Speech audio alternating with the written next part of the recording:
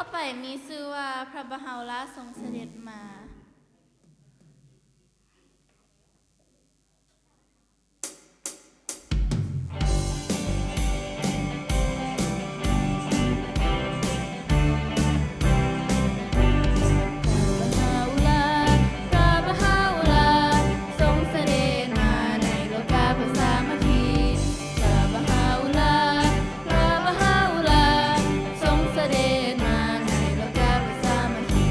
โลกนี้จะสดสวยเต็มไปด้วยความรักทุกคนต้องรู้จักมีเมตตา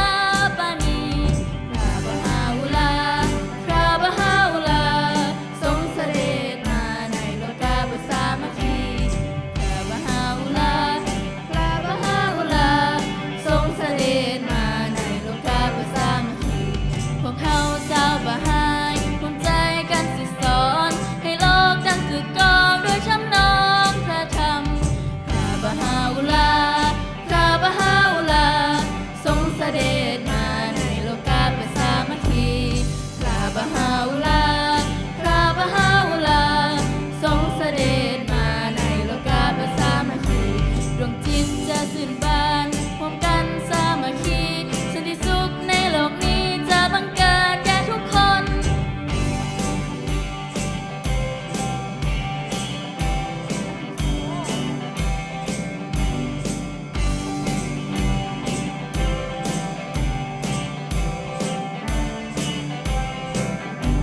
โลกนี้จะสดสวยเต็มไป